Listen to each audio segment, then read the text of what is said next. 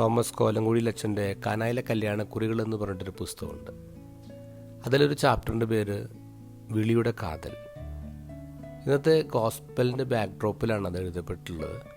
കവിത ഇങ്ങനെയാണ്: 5 അപ്പവും 2 മീനുമായൊരു ബാലൻ, അത് കേട്ടുടൻ കർത്താവ് പറഞ്ഞവരിരുത്തുക. ആർക്കിനും വിശക്കില്ല. ദൈവം ഒരുവനെ വിളിക്കുമ്പോൾ ആയിരങ്ങളോട് നടന്ന് പറയും, ഇരിക്കുക, വിശക്കാതിരിക്കുക. അവൻ്റെ വിളി അവർക്ക് വേണ്ടിയാണ്.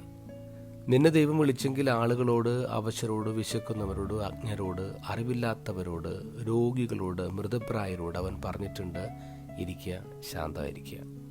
അവൻ്റെ പ്രതീക്ഷ നിന്നിലാണ്. വിളിയുടെ അർത്ഥം അത് തന്നെ. ആയിരങ്ങൾ നിന്നെ കാത്തിരിക്കുന്നു. ആ കാത്തിരിപ്പിൻ്റെ ഓർമ്മ നിൻ്റെ യാത്രയ്ക്ക് ഊർജമേകണം.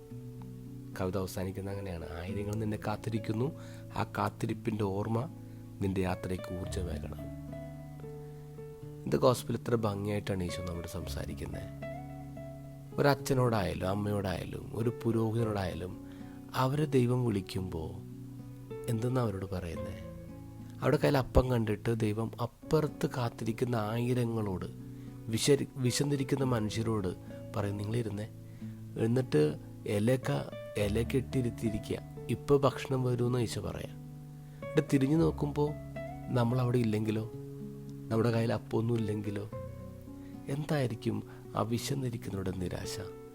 അതിനേക്കാൾ കടുത്ത നിരാശയായിരിക്കില്ലേ നമ്മളെ പ്രതീക്ഷിച്ച് ഇത്തരം ആൾക്കാരെ അവിടെ ഇലയിട്ടിരുത്തിയിരിക്കുന്ന തമ്പുരാന്?